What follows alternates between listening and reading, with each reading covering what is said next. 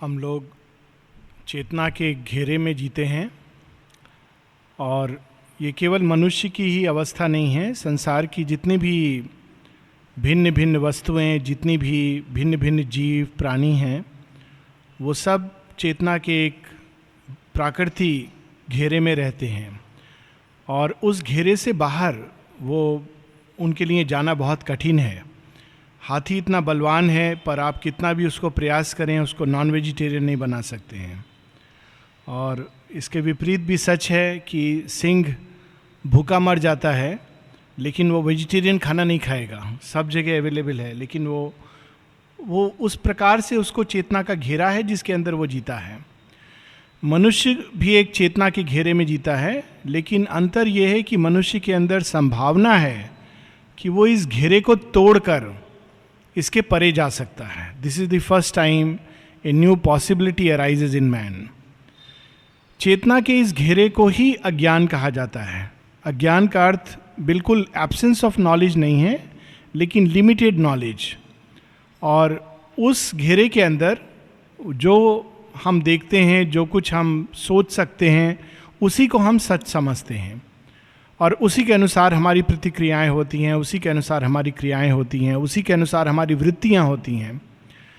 और ये घेरा किस चीज़ का बना है? बाहर हमारी इंद्रियों से हम बंधे हुए हैं। जो हमारी आंख देखती है, कान सुनते हैं, उसको हम सच मानते हैं क्योंकि हमारी इंद्रियां हमको ये दिखलाती हैं। और अंदर ये घेरा किस चीज़ से बनता है? माँ बताती हैं, it is formed of number of our desires, attachments, preferences, prejudices. और ये जन्म के साथ हम इसके साथ पैदा होते हैं। अनेकों अनेक कामनाएं जो नेचुरल रूप में मनुष्य उसको लेकर पैदा होता है, और उसी के साथ में हमारे अटैचमेंट्स, प्रेफरेंसेस, हमारे कुछ चीज़ें जो हम नेचुरल रूप में हम पसंद करते हैं, जो हमारी प्रिय होती हैं। प्रेजुडिसेस, मन के अंदर कुछ नेचुरल प्रेजुडिसेस होते हैं। जैसे एक एग्जाम्पल है कि हमारा नेचुरल है, मनुष्य एक ईगोसेंट्रिक या एंथ्रोपोसेंट्रिक व्यू को लेकर पैदा होता है। तो जो कुछ भी उसके अहंकार को पोषित करता है, जो कुछ भी उसके कामनाओं को अच्छा लगता है, वो सोचता है कि यही दिव्य है, यही उचित है, यही उत्तम है। और जो कुछ उसकी कामनाओं पर या उसके अहंकार को चोट पहुंचाता है, उसको वो बुरा लगता है, खराब लगता है। यहाँ तक कि भगवान को भी हम इसी क्राइटेरिया से जज करते हैं। भगवान कौन है? जो हमको हमारे कामना और अहंकार के देह को हट्टा कट्टा मोटा हृष्ट पुष्ट करता है, और जो उसको तोड़ता है वो भगवान नहीं हो सकता, वो कुछ और है। तो ये हमारी सीमा है, ये हमारी दृष्टि है। नीचे जो सीमा है जिसके पार हम नहीं जा सकते, वो वासनाएं जो सूक्ष्म रूप में हमारे अवचेतन में निवास करती हैं और वहाँ से उठ कर हमारे आंतरिक दीवाल को दृढ़ करती हैं। और ऊपर मन की भूमि जिसके पार हम नहीं जा पाते। हम अधिक से अधिक सोच की सीमा तक उड़ान ले सकते हैं, लेकिन सोच की भूमि के परे एक और भूमि है जहाँ हमारे विचार साक्षात दृष्टि में बदल जाते हैं। और दैट इज़ द भूमि, वह भूमि है जिसमें योगिन उठता है। और ये हम लोग पढ़ रहे हैं कि अज्ञान से मुक्ति। तो ये अज्ञान से मुक्ति ये सारी सीमा के घेरे को तोड़ कर आती है। और जब इस सीमा का घेरा टूट जाता है, उसी का नाम है अमृतत्व। उपनिषद में जब कहा जाता है मृत्यु और अमृतत्व, जो कुछ सीमा में है वो मृत्यु से बंधा है, क्योंकि नेचुरल है। मृत्यु क्या करती है? सीमा को तोड़ती है। हम जिसको समझते हैं कि ये मैं हूँ, ये संसार है, वो टूट जाता है। और मृत्यु हमको एक कमरे से दूसरे कमरे ले जाकर उस थ्रेशोल्ड पर जाके छोड़ देती है जिसके परे कोई सीमा नहीं है, कोई हद नहीं है, अनहद असीम का क्षेत्र है। और वहाँ थोड़ी देर के लिए हम लोग, हमारी जो सच्चा स्व है, जो जीवात्मा है, वो वहाँ जाकर थोड़ी देर श्वास लेती है, वहाँ का अमृत जल पीती है, लेकिन वापस इस सीमा के अंदर आती है। And that is the cycle of birth and rebirth. जब ये सीमा को हम सचेतन रूप में जागृत अवस्था में इस संसार में रहते हुए, इस देह के अंदर रहते हुए हम तोड़ देते हैं चेतना के स्तर पर, तब हम मुक्त हो जाते हैं। इसका अर्थ ये है कि इस संसार से जो कुछ हमको सीखना था वो सब हमने सीख लिया है और अब हम बंधे नहीं हैं इसमें आने के लिए। हम चाहें तो इसके परे जाकर किसी वैकुंठ में या गोलोक में या ब्रह्मलोक में निवास कर सकते हैं, या लय हो सकता है, या हम वापस लौट सकते हैं, लेकिन एक बद्ध जीव की तरह नहीं, एक जीवन मुक्त की तरह। तो ये योग का प्रथम चरण है, और इस प्रथम चरण के बाद ही आगे जो श्री अरविंद का योग है इसके बाद प्रारंभ होता है। जब तक हम एक इस पाश में बद्ध जीव हैं, तब तक पहला प्रयास है इस चेतना के घेरे से, निम्न घेरे से मुक्त होना। और अशुपति के योग में अब वो अवस्था बहुत विस्तार से हम लोगों ने पढ़ी है। अब श्री अरविंद उसको एक समरी के रूप में, श्री अरविंद के राइटिंग्स में, सभी राइटिंग्स में हम देखेंगे कि चैप्टर के एंड में एक प्रकार का समरी होती है, और जब दूसरा चैप्टर प्रारंभ करते हैं तो फिर से एक समरी होती है जो चला गया है और आने वाले का एक टच होता है। और सावित्री में भी वही स्कीम है। Page 44 Thus came his soul's release from ignorance. अज्ञान से मुक्ति वो पहला चरण है, जिसके बाद हम आगे स्पिरिचुअलाइजेशन और सुपरमेंटलाइजेशन की बात कर सकते हैं। जब हम मन का घेरा तोड़ते हैं तो उच्च चेतना में उठते हैं, और उच्च चेतना की शक्तियाँ, उच्च चेतना का प्रकाश, ज्ञान, आनंद, शांति, प्रेम जब ये शरीर के अंदर उतरने लगता है, तब नेक्स्ट स्टेप आती है spiritualisation. His mind and bodies first spiritual change. ये रूपांतरण, ये परिवर्तन कैसा होता है? ए wide god knowledge poured down from above, a new world knowledge broadened from within. Wide God knowledge, एक सीमित भगवान का ज्ञान नहीं, जो भगवान ऐसे हैं वैसे हैं, ये देवी हैं, ये देवता हैं, परंतु एक विशालतम भागवत दर्शन, जिसमें सृष्टि के एक एक कण के अंदर भगवान का क्या खेल चल रहा है वो हम लोगों के सामने स्पष्ट होने लगता है। It's a wide god knowledge. Wideness is one of the aspects of the higher consciousness, विशालता। A new world knowledge broadened from within. अभी जो हमारा संसार का ज्ञान है ये इंद्रिय स्पर्श द्वारा ज्ञान प्राप्त होता है। इंद्रिय हम लोगों को संसार के बारे में जो इन्फॉर्मेशन देती है, जैसे चिट्ठी आती है उसको मन पढ़ता है, एनालाइज करता है और कहता है ये चीज़ ये है। लेकिन there is a new way of understanding the world. इस संसार को समझने का एक नया तरीका है, और वो नया तरीका अंदर से खुलता है, बाहर की इंद्रियों से नहीं। इंद्रियों के ज्ञान के पार जाकर एक अंदर से एक न्यू वर्ल्ड नॉलेज, संसार का ज्ञान प्रकट होने लगता है। His daily thoughts looked up to the true and one, his commonest doings welled from an inner light. योगिन की ये पहचान नहीं होती कि बाहर से वो क्या भाषा बोलेगा, क्या कैसे उठेगा, कैसे बैठेगा, क्या वस्त्र पहनेगा, ये पहचान नहीं है उसके। वो साधारण से साधारण कार्य कर रहा होगा, सारे जीवन एक संत रायदास की तरह वो जूता गांठ रहा होगा। कोई जरूरी नहीं है कि योगिन must give big lectures all over the world. That is not the sign of a yogin, the sign is inside. और वो लेकिन उसके कॉमनेस्ट काम में, जो साधारण से साधारण काम जिसको मनुष्य साधारण करते हैं, क्योंकि चूंकि योगी समम ब्रह्म में निवास करता है, तो उसके लिए ना कोई काम साधारण है ना असाधारण है। सभी कार्य एक ब्रह्म की अभिव्यक्ति हैं, और वो उससे युक्त होकर वो काम करता है। So there is a inner light from which the commonest doings are done, awaken to the lines that nature hides, attuned to her movements that exceed our ken, he grew one with a covert universe. इसको हम लोग कई example ले सकते हैं। बर्तन हम साफ करते हैं, हो सकता है हम इसको मैकेनिकली करें, हो सकता है हम इसको इस भाव से करें कि देखो जो देखेंगे वो कितना हमको अप्रिशिएट करेंगे। हो सकता है हम इस भाव से करें कि हम बेस्ट काम, हम इसको बेस्ट तरीके से करें, इस भाव से भी आदमी कर सकता है। लेकिन एक दूसरा भाव है कि हर बार जब हम बर्तन साफ करते हैं तो हम ये थाली इसलिए साफ कर रहे हैं कि इसमें माँ भगवान स्वयं इस थाली को लेंगे। So there is an inner light, एक इनर एटीट्यूड, एक इनर कॉन्शियसनेस जिससे ये काम किया जा रहा है। और जब हम उस भाव से करते हैं तो काम की जो क्वालिटी है अपने आप चेंज होने लगती है, और एक नया दर्शन सामने प्रकट होता है। He grew one with a covert universe, एक ऐसा ब्रह्मांड जो छिपा हुआ है वो हमारे सामने प्रकट होने लगता है और उससे हम एक होने लगते हैं.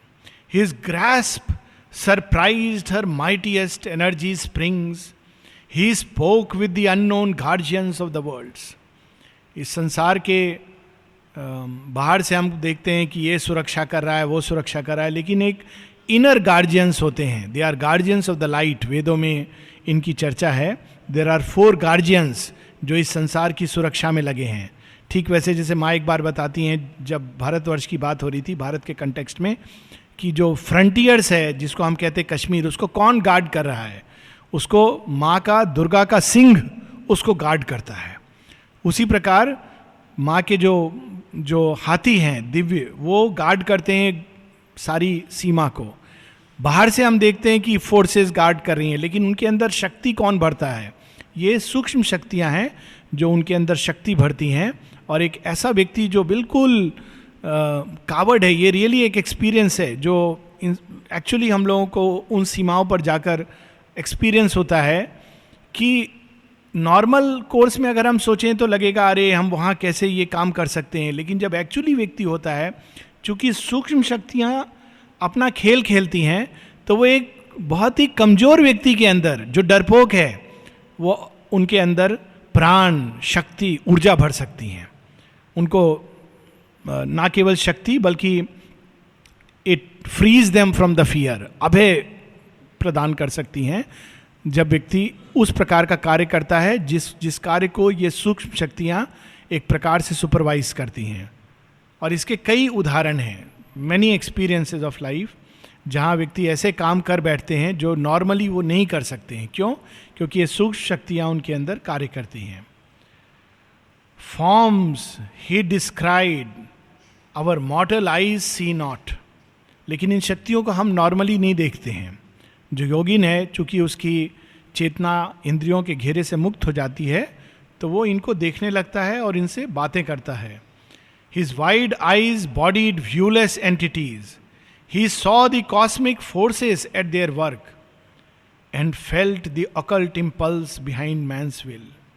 मनुष्य के, हम लोगों को लगता है कि हम सोच रहे हैं, हम कर रहे हैं, हमने सोचा, हमने निर्णय लिया, लेकिन इस हम के पीछे एक दूसरी चेतना का खेल चल रहा होता है और हमारे इस संकल्प को कई प्रकार की शक्तियां पुश करती हैं और एक योगिन उनको देखने लगता है. Times secrets were to him an oft read book. The records of the future and the past outlined their excerpts on the etheric page, one and harmonious by the maker's skill, the human in him paced with the divine. सो मानव चेतना तब धीरे धीरे दिव्य रूप में रूपांतरित होने लगती है और हमारा संकल्प भागवत संकल्प के साथ जुड़ जाता है. हमारे विचार भागवत चेतना की तरह स्वतः ही उठने लगते हैं. हमारे हृदय की भावनाएं शुद्ध निष्पाप होकर एक भगवान का आनंद उनके अंदर झलकने लगता है. His acts betrayed not the interior flame. हमारे जो अभी अज्ञान में जब हम कर्म करते हैं तो हमारे अंदर जो चैत्य सत्ता है उसके अंदर जो संकल्प जागृत होता है, हमारे काम वास्तव में हमारे कर्म उसको करेक्ट रूप में नहीं प्रकट करते हैं. बाहर आते आते वो डिस्टॉर्ट हो जाता है. हमारा अहंकार उसको कुछ का कुछ में बदल जाता है. जब तक वो संकल्प बाहर आता है तो बीच में उसमें कामना की खिचड़ी, वासनाओं का घी और अहंकार का क्या बोलते हैं मसाला मिल जाता है, ड्रामा. और जब तक वो बाहर आता है तब तक वो बिल्कुल कुछ और हो जाती है. लेकिन जब व्यक्ति इस अज्ञान के घेरे को तोड़ देता है तब उसके एक्शंस बिल्कुल जो अंदर ट्रूथ है उसको रेप्लिकेट करते हैं. This force the greatness of his front to earth, a genius heightened in his body cells that knew the meaning of his fate-hest works, akin to the march of unaccomplished powers beyond life's arc in spirit's immensities. Apart, he lived in his mind solitude. इस संसार में ऐसी शक्तियां हैं जो आज से नहीं काम कर रही हैं, जब संसार सृष्टि प्रारंभ हुई है तब से काम कर रही हैं. अग्नि, पूषण, वरुण, मित्र, ये लोग तब से, जब सृष्टि का प्रारंभ हुआ है तब से ये शक्तियां काम कर रही हैं, और उन्होंने अब तक इस मिट्टी के ढेले को मनुष्य तक वो ले आई हैं. लेकिन वो इससे भी संतुष्ट नहीं है, इसके आगे ले जाएंगी. लेकिन मनुष्य एक सीमित संतोष की सीमा में जीता है. हम पढ़ लिख लें, हमारे बच्चे पढ़ लिख के बड़े हो जाएं, सेटल हो जाएं, ये हमारा एक साधारण लक्ष्य होता है. अधिक से अधिक हम रियलाइज़ कर लें जो हमको रियलाइज़ करना है, एक्सपीरियंस कर लें. लेकिन जब व्यक्ति अज्ञान के घेरे को तोड़ देता है तब इस तरह की सीमा में उसका संकल्प नहीं घूमता है. अनएकम्प्लिश्ड पावर्स, वे शक्तियाँ, वो उनके साथ चाहे 1000 जन्मों तक अगर पृथ्वी पर उसको आना पड़े भगवान का काम करने के लिए, तो वो उसके लिए तैयार होता है. Because he becomes one with those powers. A demi god shaping the lives of man. One soul's ambition lifted up the race. एक ऐसा व्यक्ति, उसके अंदर ऐसा अद्भुत दिव्य संकल्प, इतना ही बहुत है पूरी सृष्टि को ऊपर उठाने के लिए. A power worked but none knew whence it came. The universal strengths were linked with his. इसी को भारतवर्ष में विभूति कहा जाता है. जब व्यक्ति अपनी सीमा की, चेतना की सीमा के घेरे को तोड़ देता है और विश्व शक्तियां उसके अंदर कार्य करने लगती हैं. जो बाहर से लोग देखते हैं वो कहते हैं ये कैसे संभव है कि एक व्यक्ति इतना कुछ कर रहा है.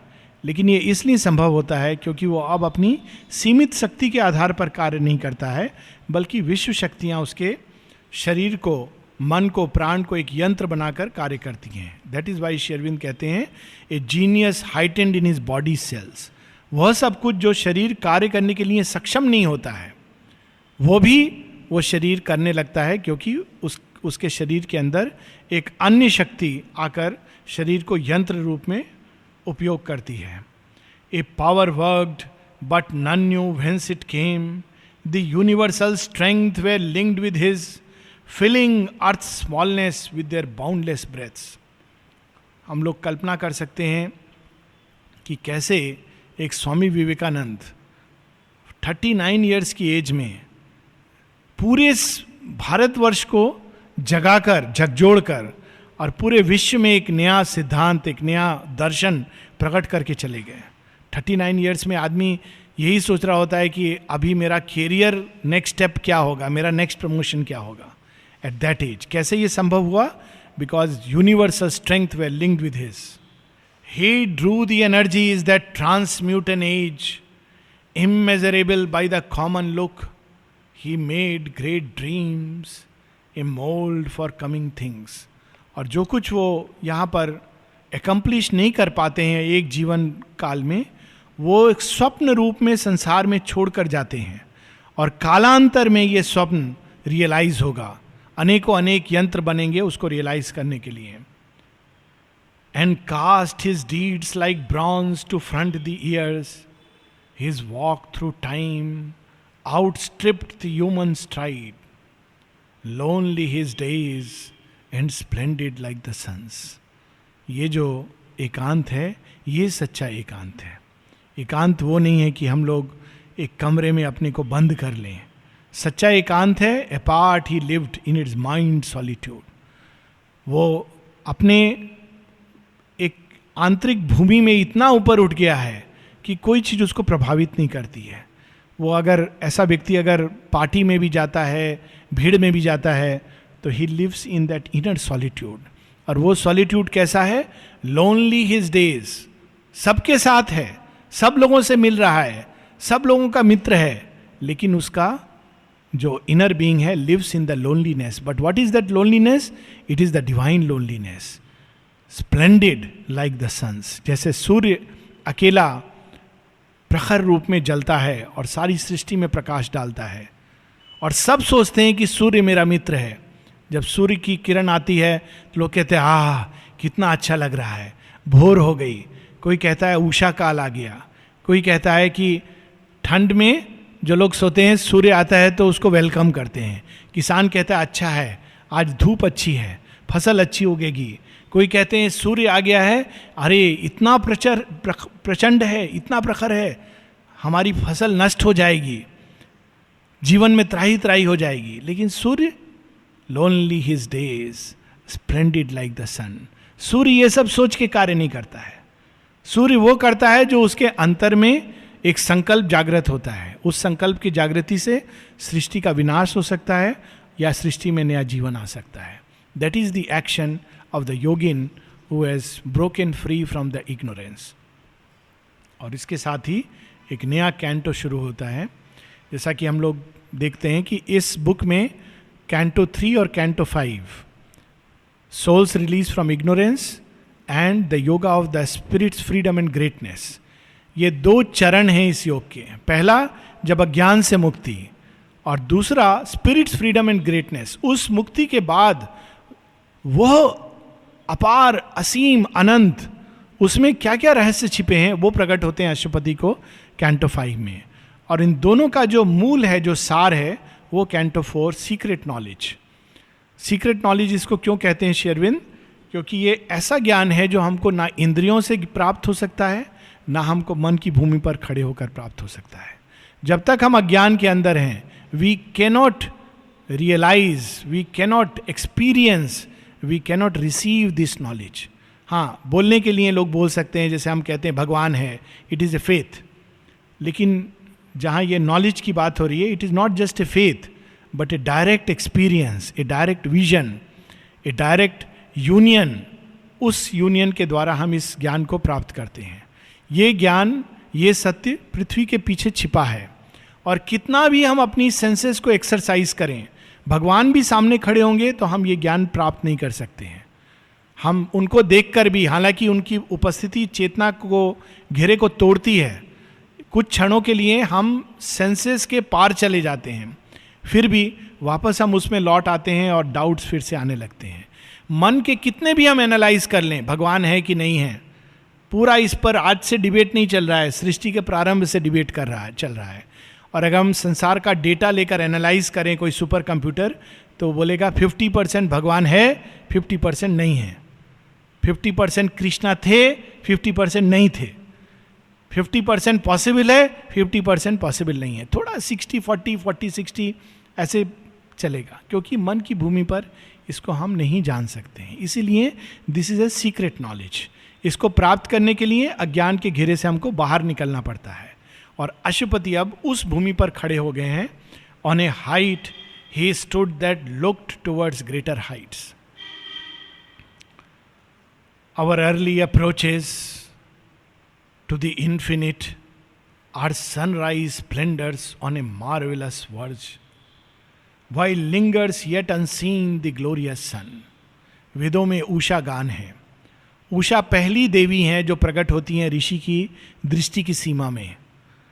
और जब वे प्रकट होती हैं तो ऋषि उसके बाद सूर्य का आवाहन करते हैं, क्योंकि उषा एक बार प्रकट हो गई, अंदर में एक अवेकनिंग, एक इल्यूमिनेशन प्रारंभ हो गया, तो उसके बाद सूर्य अपनी पूरी प्रखरता में हमारे अंदर प्रकट होंगे. What now we see is a shadow of what must come. तो जब सुबह सुबह, आज ही मेरे को याद आ रहा था प्रेस में जाके कि कितना सुंदर है ये, यहाँ से रियली सनराइज देखने का आनंद होगा. और मुझे और रियली मन कर रहा था एक बार आकर के यहाँ से सनराइज देखना चाहिए. लेकिन सनराइज जिसको हम कहते हैं इज ए शैडो. कोई 12 बजे दोपहर को खड़ा होकर सूर्य को देख के बताए और बोले हाँ 12 बजे हम लोग प्रेस का, 12 बजे रात को नहीं, 12 बजे दोपहर को चलो हम लोग प्रेस का छत पर चढ़ करके सूर्य को देखेंगे. That is something. It is difficult, it is impossible. सुबह का सूर्य बहुत अच्छा लगता है, लेकिन वही सूर्य दोपहर को, एंड येट जो सुबह का सूर्य दिखता है, it is a shadow compare to what yet must come. उसी प्रकार से जब हमारे अंदर अंतर्भास के रूप में ज्ञान प्रकट होता है, तो ये जो आएगा उसके कंपैरिजन में इट इज ए शैडो. जो आध्यात्मिक ज्ञान अब तक एक आध्यात्मिक मन पर चढ़कर लोगों ने देखा, लिखा, श्री अरविंद कहते हैं compare to the what the super mind can bring, जो सुप्रामेंटल सूर्य का सत्य है, उसके सामने वो एक छाया, परछाई के रूप में प्रतीत होता है. The earth's uplook to a remote unknown is a preface only of the epic climb of human soul from its flat, earthly state to the discovery of a greater self and the far gleam of an eternal light. हम लोगों को इस रास्ते पे संतुष्टि का कोई scope नहीं है. खुद को शाबाशी दे के हाँ हमको ये बड़ा अच्छा एक्सपीरियंस हुआ, और फिर सबको बताना हमको ये एक्सपीरियंस हुआ, और दूसरा कहता है आपको हुआ हमको क्यों नहीं हुआ. That is this is no time, no scope for being self satisfied at any stage in this yoga. क्योंकि ये योग यात्रा इतने विशाल भूमि पर जाती है, और इसका कहीं प्रारंभ, जैसे प्रारंभ नहीं, हम नहीं कह सकते योग कब प्रारंभ हुआ, इसका कहीं अंत नहीं है, क्योंकि ये अनंत की यात्रा है. This world is a beginning and a base. ये पूरा संसार हमारे लिए एक नर्सरी स्कूल से अधिक कुछ नहीं है. और अगर हम इसका लेसन नहीं सीखते हैं तो नर्सरी क्लास में ही हम बड़े होते रहते हैं, सीखते रहते हैं और बार बार फेल करते रहते हैं. इसीलिए बार बार आते हैं. किंडरगार्टन का लेसन, पहला लेसन, वही नहीं सीख पाते हैं. This world is a beginning and a base where life and mind direct their structured dreams an unborn power must build reality. जब बच्चा छोटा होता है तो खिलौने से खेलता है, उसको बिल्डिंग ब्लॉक्स देते हैं, मैकेनो सेट ला के देते हैं, उससे वो हवाई जहाज बनाता है. What is it? It's a dream. लेकिन उस समय उसको लगता है यही सब कुछ है, मेरा जहाज है. कोई दूसरा बच्चा उसको लेने आता है, कहता है नहीं नहीं नहीं मेरा है. जब बड़ा होता है तो देखता है ये असली चीज़ नहीं है. जब पहली बार वो हवाई जहाज को उड़ता हुआ देखता है, आजकल तो बच्चे बहुत जल्दी देखते हैं. मैंने तो जब मेडिकल कॉलेज में चला गया था उसके पहले देखा ही नहीं था हवाई जहाज क्या होता है. और शायद आप लोगों को ये नहीं मालूम हो, जब जहाज उड़ता था तो लोग बाहर, जब आवाज़ होता था तो बाहर आते थे, जहाज उड़ने जा रहा है, अरे अरे देखो जहाज. I don't know, some people may have experienced it. We used to run out. फिर जब पहली बार जब जहाज को देखा एयरपोर्ट पर खड़े हुए तो आई वॉज थ्रिल्ड.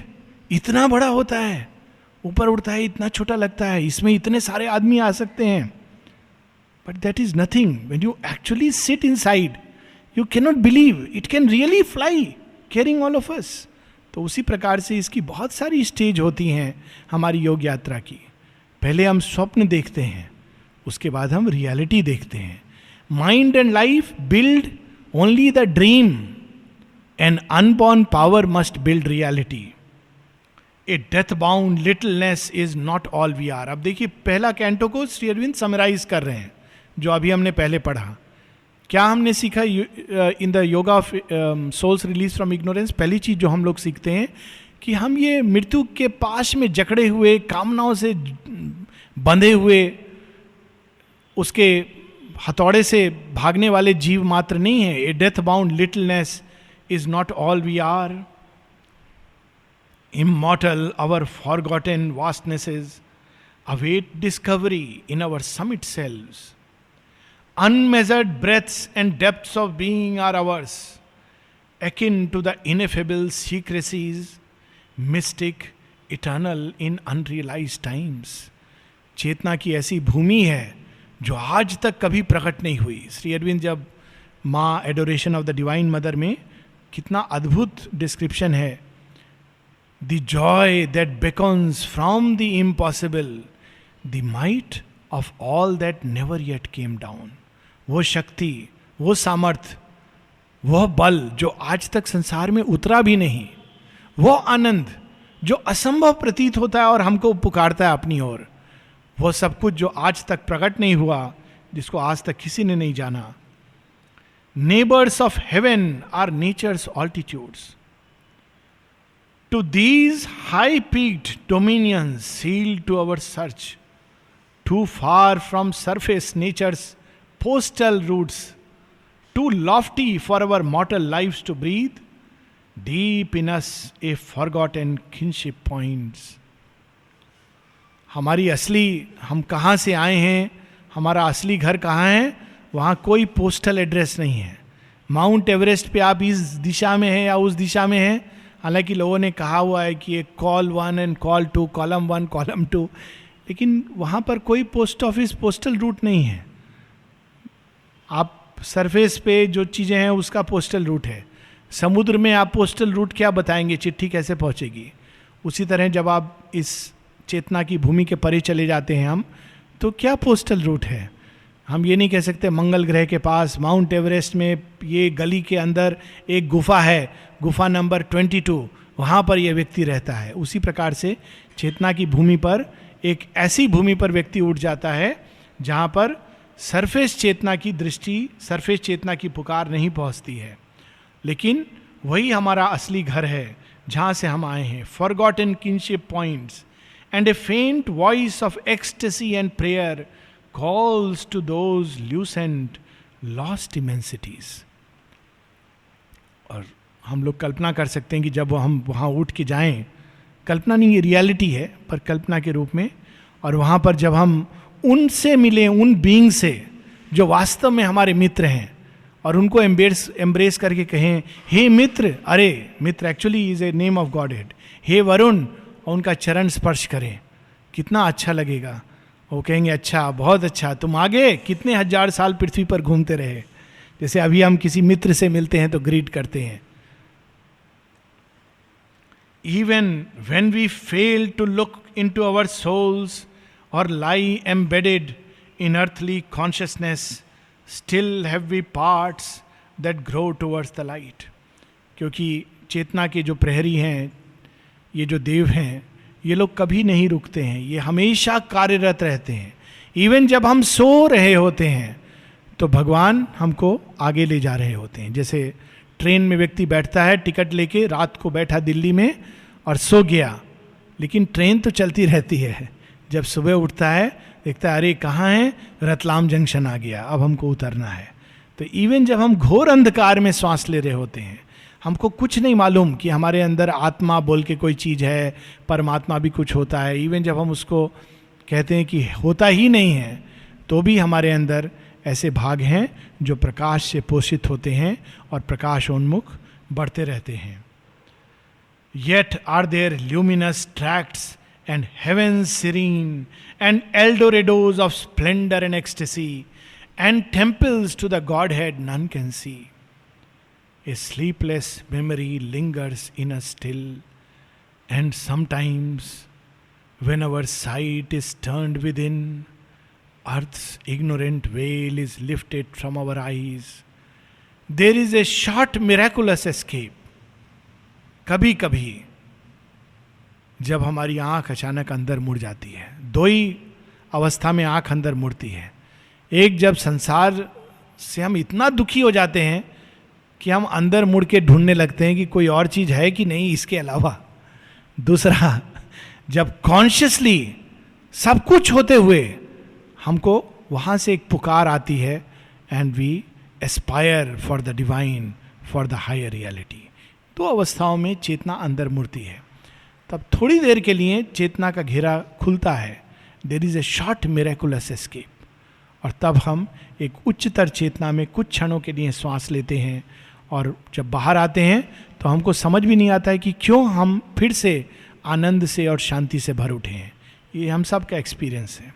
लोग जाते हैं समाधि के पास कुछ क्षणों के लिए, ज़्यादा देर का ज़रूरत नहीं है, गए सब दुख लेकर के और परेशानी लेके, चिंता लेके, कुछ क्षणों के लिए हम लोग समाधि के पास जाकर भगवान के चरणों में सिर रखते हैं, सब कुछ उनके चरणों में डालते हैं. जब उठ के बाहर निकलते हैं और बाहर कोई मिलता है, कैसे हो, हाँ सब ठीक है, स्माइलिंग फेस. अधिकतर ऐसा होता है. कभी कभी हम लोग बाहर आके फिर से वो जो अपना दुख शोक है उसको बाहर छोड़ के जाते हैं.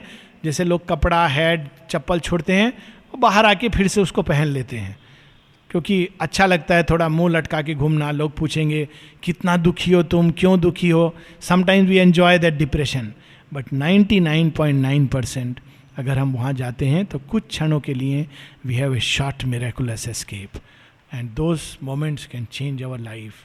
Last 2 lines, then we will stop. This narrow fringe of clamped experience we leave behind, meted to us as life. our little walks, our insufficient reach. We will continue next week and next to next week.